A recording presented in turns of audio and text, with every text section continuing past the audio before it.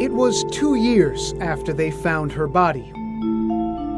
Nobody had come forward to identify this little girl. She was about 4 or 5 years old. No one was exactly sure. She was the unnamed victim of a vicious murder. And the only family that ever claimed her were the detectives from the NYPD's 34th Precinct, the 3-4. And on this day, in July of 1993, these investigators from the NYPD did something they never imagined they would. It's not something you can train for, not really something you can prepare for. But on this day, these detectives came together working with the clergy of a local church in the Washington Heights section of Manhattan, and they buried that little girl, the victim of a crime they were investigating. They didn't know her name, they just wanted to solve her murder. They called her Baby Hope.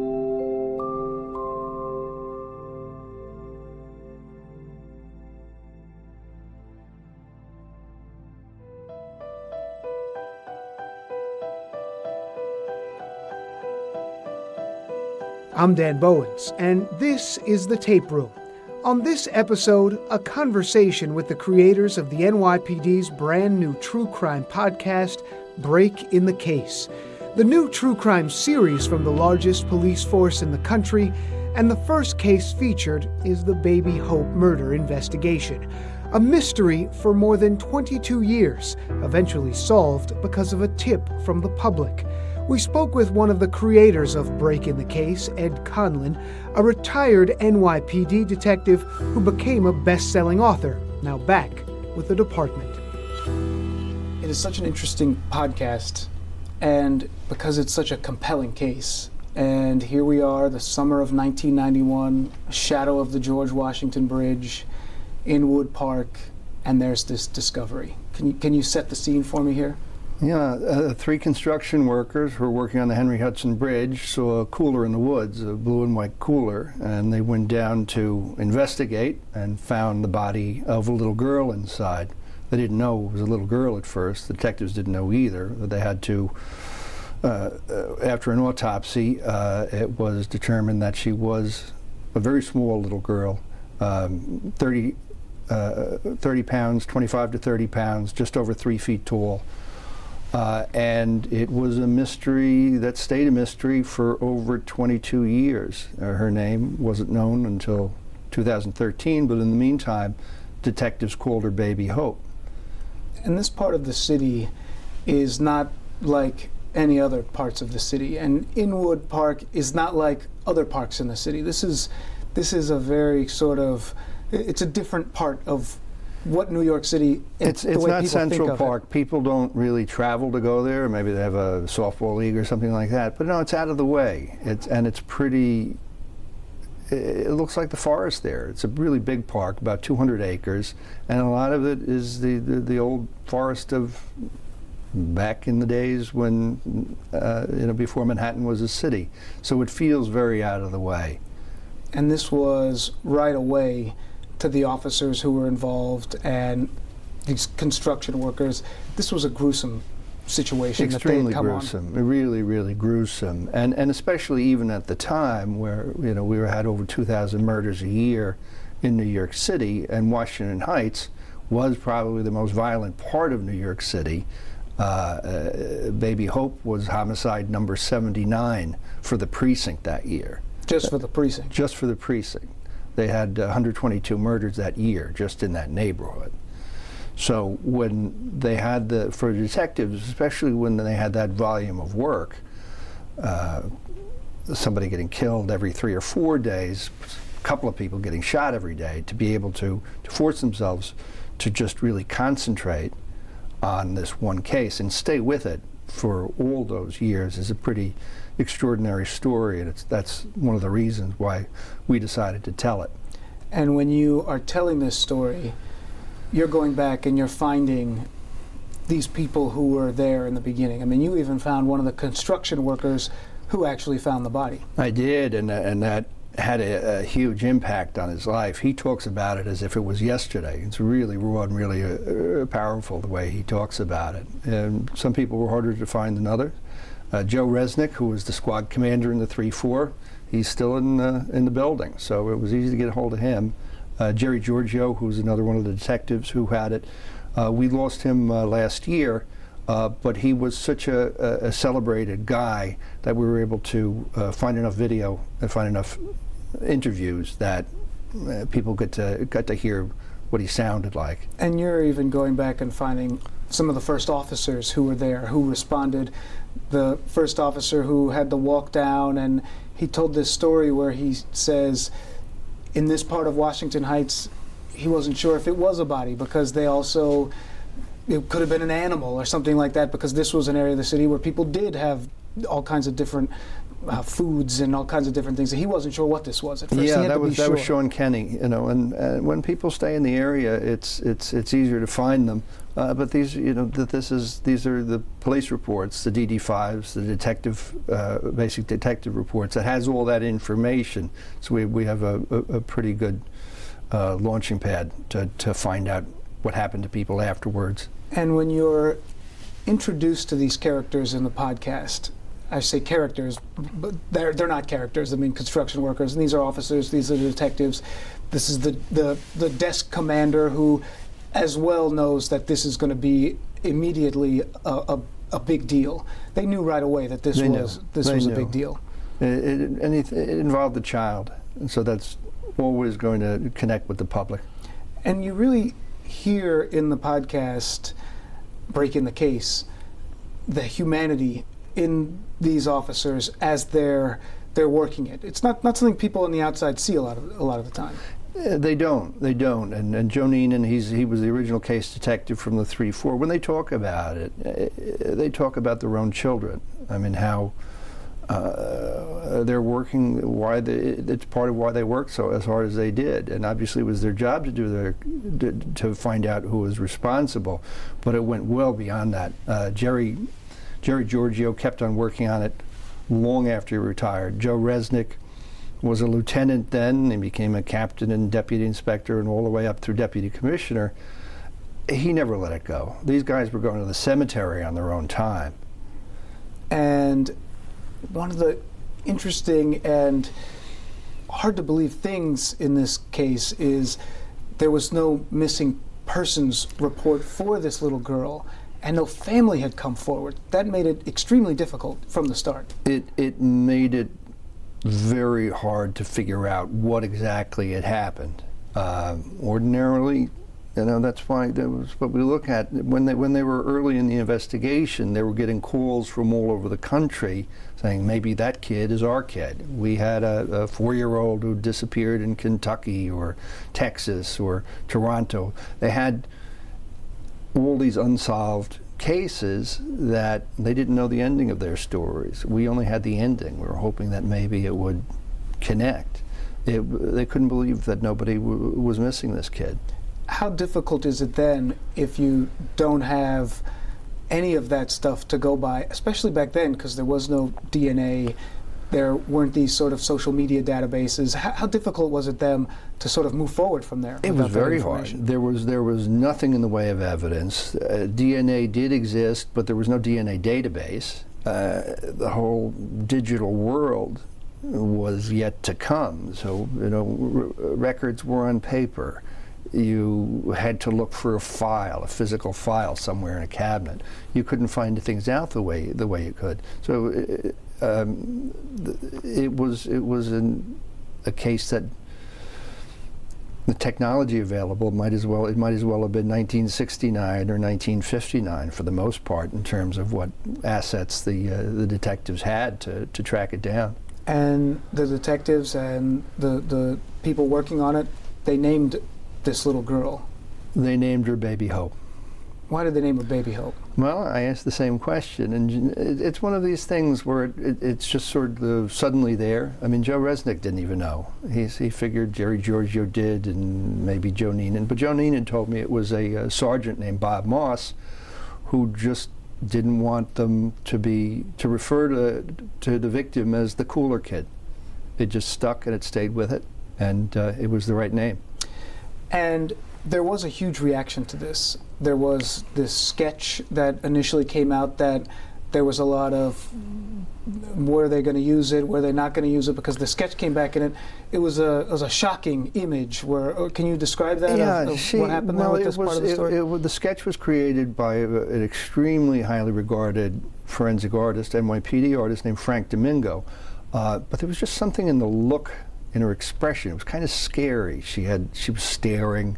She had these gaunt cheeks and big teeth. Now she looked like that, but that was sort of what Resnick was really behind, was keeping the public engaged, making the connection with the public, that there was something in the sketch that didn't seem right. So they went and got other sketches. They kept on trying to give a sense of what this girl was, not just in the visual, but kind of to make an emotional connection as well. And that's one of the elements that you get in this podcast that's unique, coming from a police department, especially a police department like the NYPD, the largest police force in the country, that you see these detectives, they know how to keep the case in the headlines, especially in a big city like New York, where no matter how big the crime is, eventually it'll fade away. And you see inside how the detectives sort of struggle with this and have to deal with this. That's right. You know, in New York, obviously, it's an asset. Being in a city like New York, where the media capital, being in a department like the NYPD, where we have, thousands of detectives working on a case, the resources are there, and they got the story out there. I mean, a year or two in, half the country must have known who she was, or that heard of Baby Hope, but we weren't any closer to solving it at that point. And the media was great. I mean, there was story after story about her, but we just weren't getting the information we needed, and it was very, very frustrating. And I really admire the hell out of those guys for sticking to it, because it was 22 years before, after having told the story for the 10,000th time, the right person heard it and called in that tip. And that was decades, 2 decades later. Get to that in a second.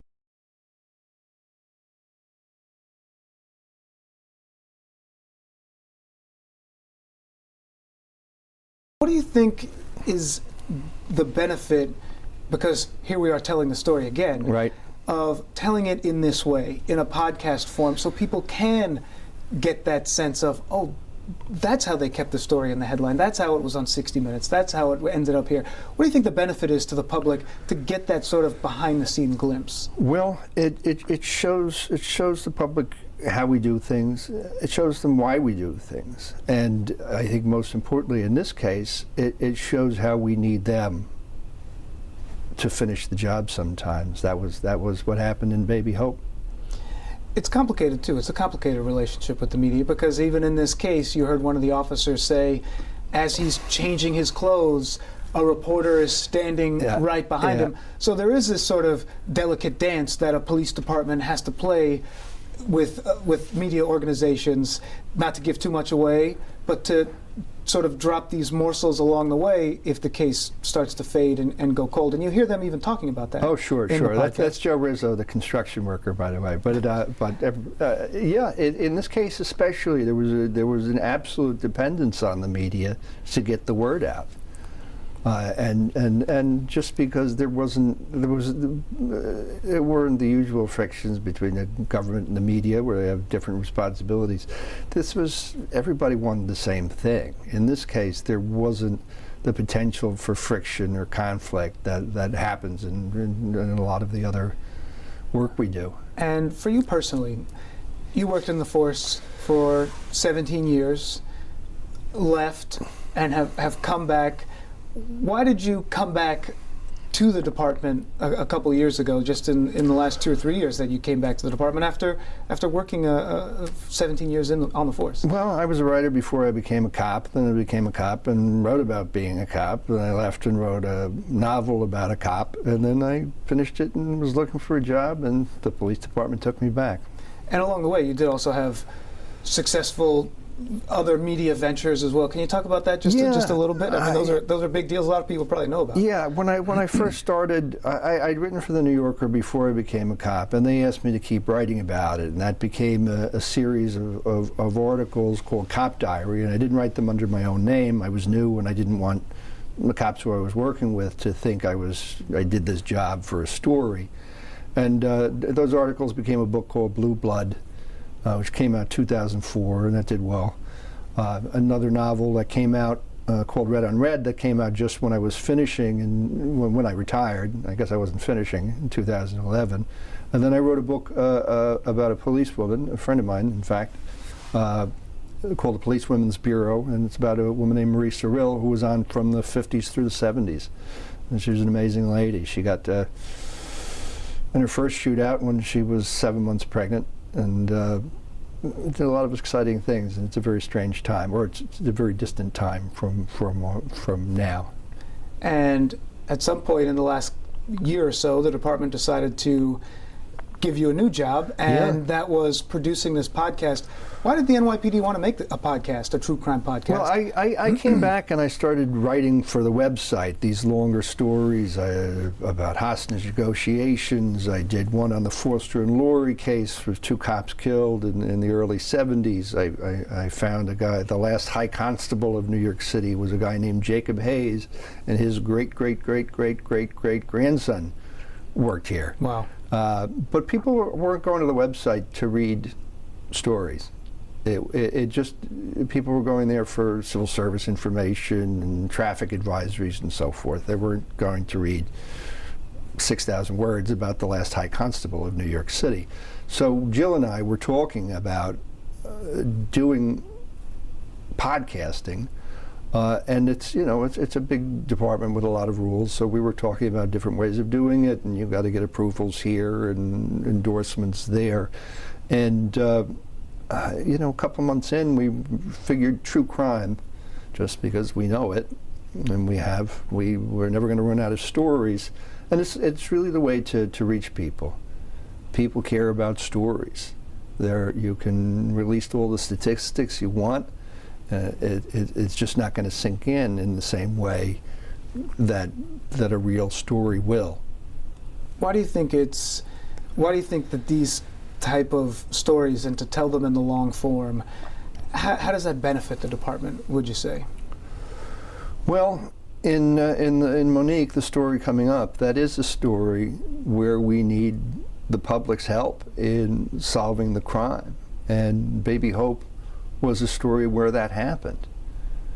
So it's we can do press conferences, we can do all-out media blitzes, we can hand out flyers, but it's just not going to connect with people, I think, in the same way that a story does.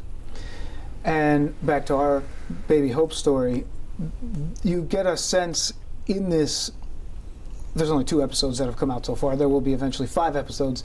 But in the second episode, you really get this sense of there's a moment where the same connection that maybe the whole podcast is trying to get across, where it actually happens, where the officers decide that maybe we should bury Baby Hope. How did that decision come about, and what happened there? Well, that was 2 years into the investigation, and they're really at a loss what to do. The body was at the morgue. It was both the right thing to do to give her a burial, and I think Joe Resnick knew that was also a way to get the case back in the papers. So two kinds of good thing were done.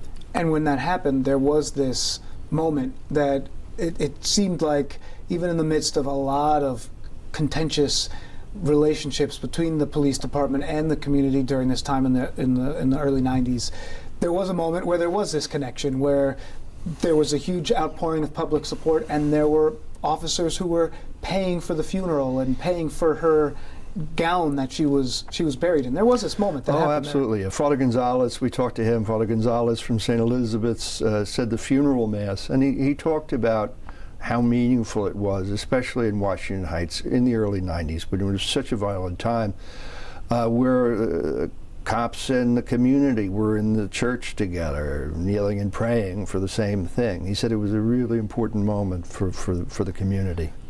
And yet, here we have this unknown girl who'd been, eventually they find out, had been sexually assaulted, who family still hasn't come forward, and then the case really does go cold for 20 years or so.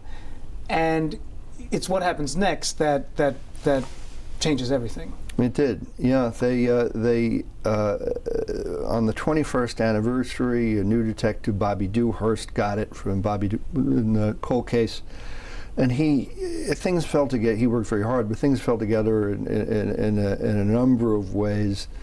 Other people who knew the story, who knew Jerry Giorgio, who knew Joe Resnick, really called in a lot of favors and put a lot of work into making this all-out media offensive, just saturating the neighborhood in Washington Heights, talking to people, putting up posters, the Crime Stoppers van driving around, bilingual messages.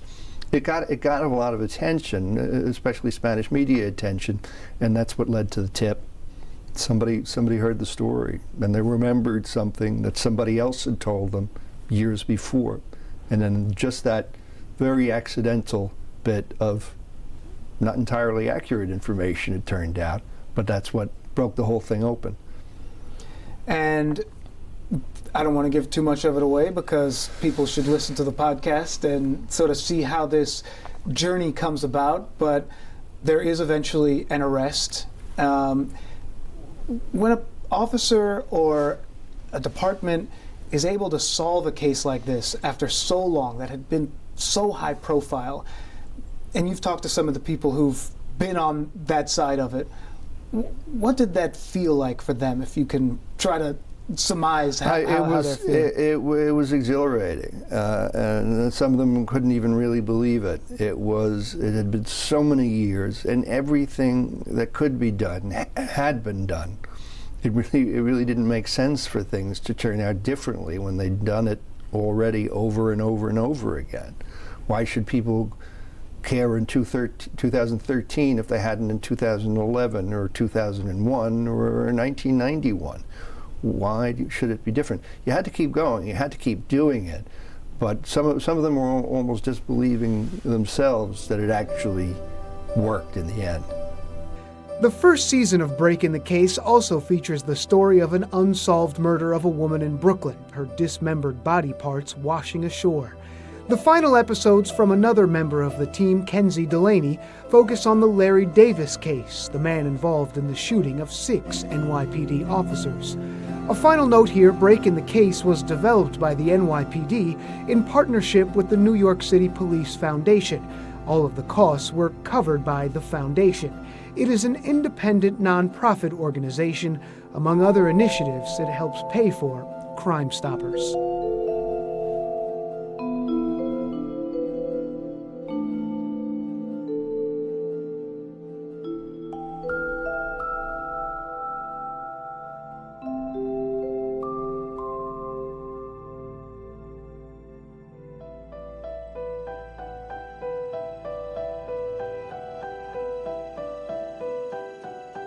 The Tape Room is part of the Fox 5 Podcast Network. I'm your host, Dan Bowens.